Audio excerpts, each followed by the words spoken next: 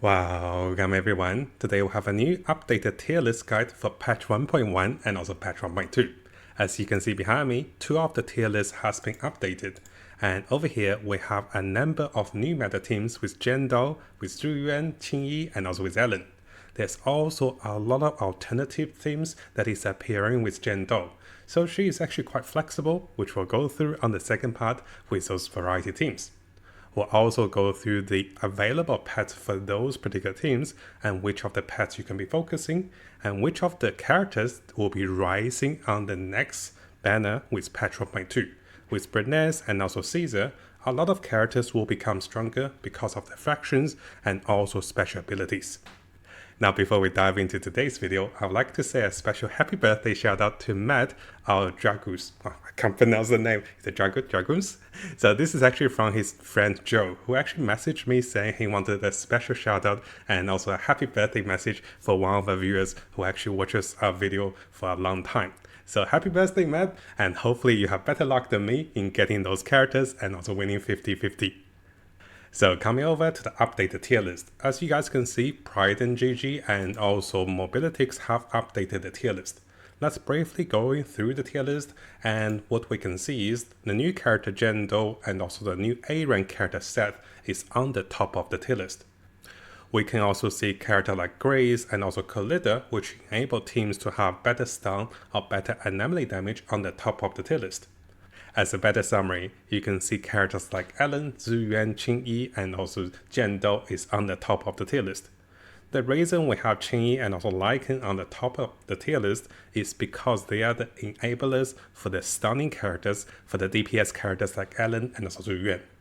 Now in terms of supporting characters and also sub-DPS characters, we do have Grace, Sokaku, Nicole, and also Seth on the top of the tier list.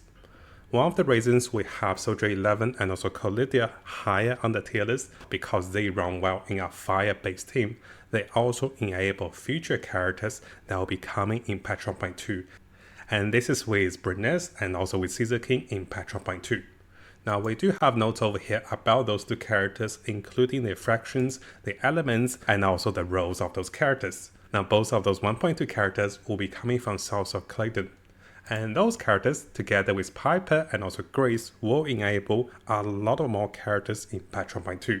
And we'll go through this on the second part.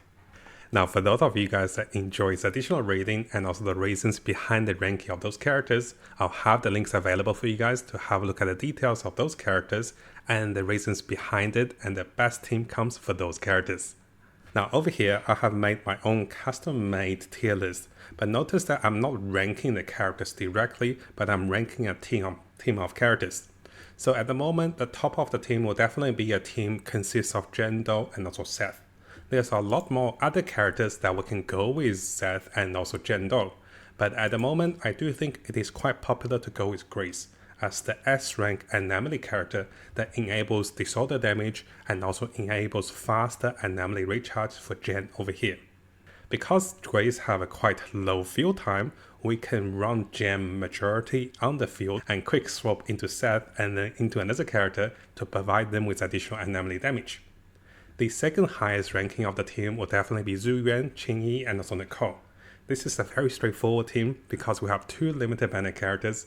Zhuyuan and also Qingyi does a lot of work, and those two characters fit perfectly. Qingyi with a damage amplification after stunning, and Zhuyuan with a bonus damage after enemies are stunned.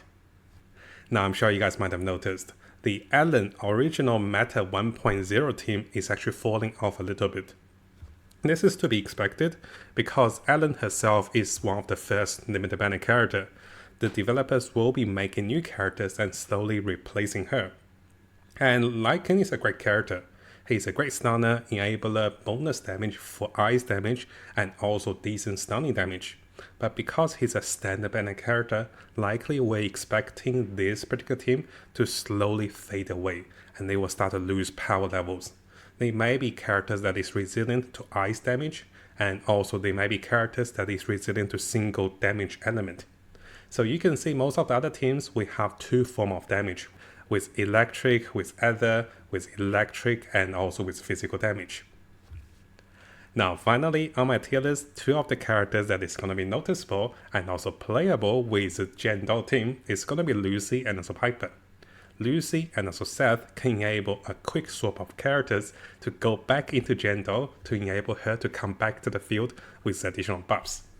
Piper, on the other hand, will provide us with additional anomaly damage, and both of those characters will enable us to prepare for the new patch 1.2 characters with Burnice and also Caesar. So now coming over to our list of meta teams and also available teams with Gendal. So you can see the top 3 teams we have mentioned over here. So this is the Gendal team, and we do have additional notes on those particular team with Gendal, Grace, and also Seth. On the other hand, we have Zuyuan, Qingyi, and also Nicole. And finally, the top meta team is still Ellen, Lycan, and also Sokaku. So those are the top 3 teams currently in the meta and also highest on the tier list. Now there are a number of alternatives, but going for those alternatives will take your characters apart. So notice that if I run Gendal and also Qingyi on the same team, I can't have Qingyi with Zuyuan, which really wants a good stunner. But nevertheless, let's go through those alternative teams. Having Gendal, Qingyi, and also Seth provide us with tons of more stunning electric damage and also ability to quick swap through characters. The downside of this particular team is that Qingyi also wants to be on the field, which can take a bit of the field time for Gendal. We could go with Jen, Piper, and also Seth. This is a decent free-to-play lineup, and this provides us with more anomaly damage coming from Assault. On the same time, if you want to quick swap through characters, Jen, Lucy, and also Seth allows you to quickly trigger the support and also defending characters, enabler to swap into the next character and quickly come back to Jen for additional damage. And of course, we could go with Grace, Jen, and also Rainer.